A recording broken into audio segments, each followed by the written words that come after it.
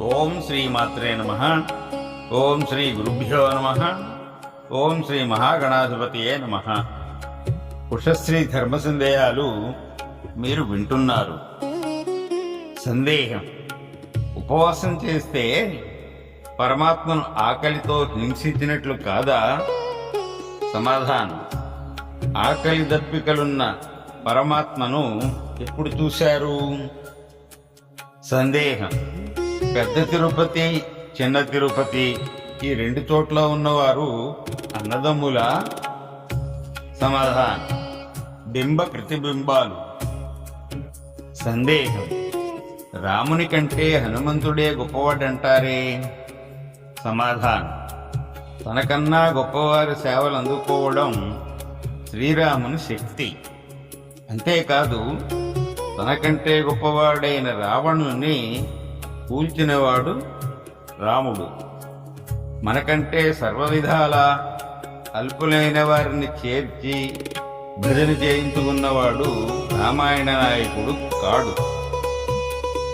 సందేహం: పూర్వయుగంలో దేవతలకు రాక్షసులకు యుద్ధాలు జరిగేవి, ఈ యుగంలో లేవా?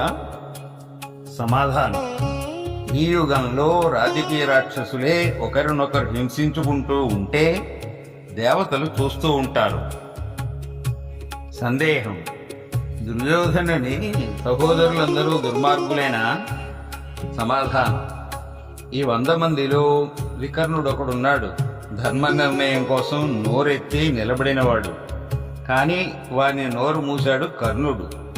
సభాపర్వం చదవండి. మిగిలిన వారికి నోరే లేదు. అన్నగారి వెనక అత్యాచారాలకు దిగినవారే. సందేహం: భార్యను పందెం కాయకూడదని ఎరగడా ధర్మరాజు?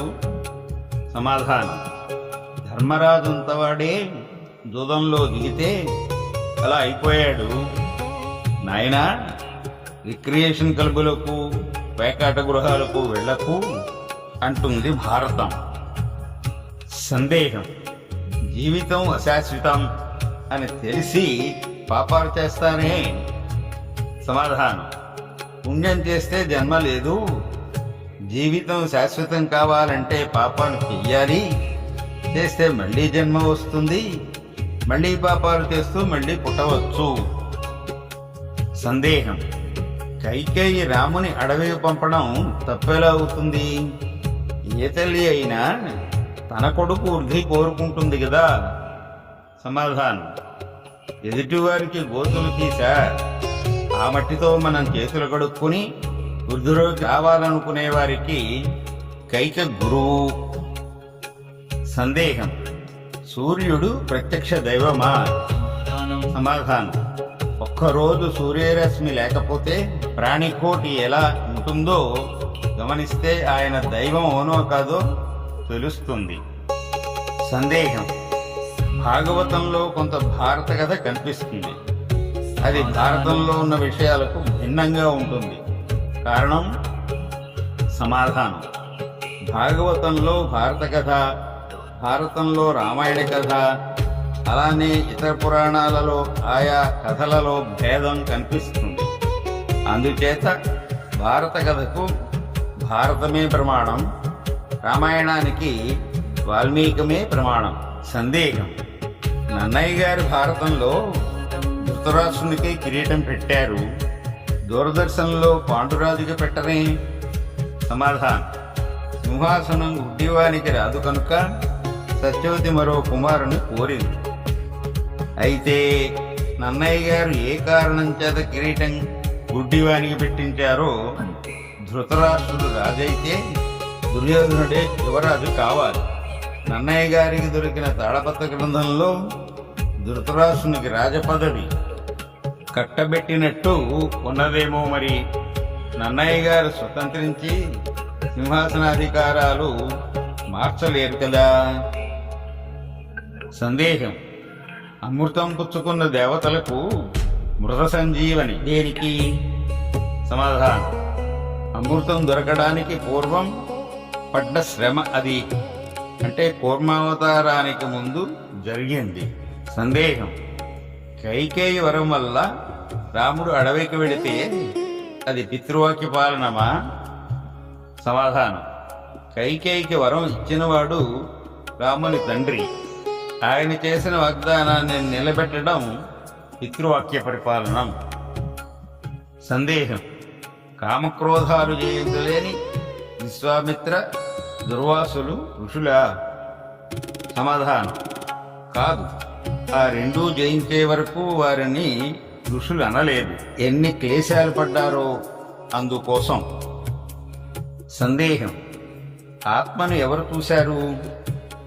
సమాధానం: ఆత్మను చూసిన వారు మన కంటబడరు, పడినా మనకు తెలీదు. సందేహం: కూర్మావతారంతో మోహిని అవతారం కూడా ఉంది కదా, మరి 11 అవతారాలు అనకూడదా? సమాధానం: మహావిష్ణువు అవతారాలు అనంతం, దశావతారాలు అని బాల సాహిత్యంలో స్థిరపడింది. సందేహం: కాళిదాసాది కవులు దేవీ వర్ణనలో శృంగారమే చూపించారే? సమాధానం: దేవతా స్తోత్రాలు చేసేటప్పుడు మనసు భక్తిభావంతో ఉంటుందేమో కానీ వికారాలకు లొంగదు. అప్పుడు మనకు తుచ్చ వాసనలు ఉండవు. అందుచేత ఆ వర్ణనలు ఎలా సాగినా మన మనసు ప్రధానం కనుక అది అశ్లీలం కాదు. అక్కడ శబ్దానికి ఉన్న ప్రాధాన్యం అర్థానికి ఉండదు. సందేహం: కోరికలుంటే అవి తీరడానికి దేవుని ప్రార్థిస్తాం. ఏ కోరిక లేనివాడు? సమాధానం: కోరిక లేనివాడు దేవుడే. సందేహం: పాండురాజు సింహాసనాధిపతి అయితే ధృతరాష్ట్రుని అనంతరం దుర్యోధనుడు రాజుగా ఎలా అయ్యాడు? సమాధానం: ధృతరాష్ట్రుని తరువాయి వరకు దుర్యోధనుడు లేడు. వీడు ముందే వెళ్ళాడు తొందరపడి రాజ్యకాంక్షతో. నేటితో ఉషశ్రీ ధర్మ సందేహాలు సంపూర్ణం.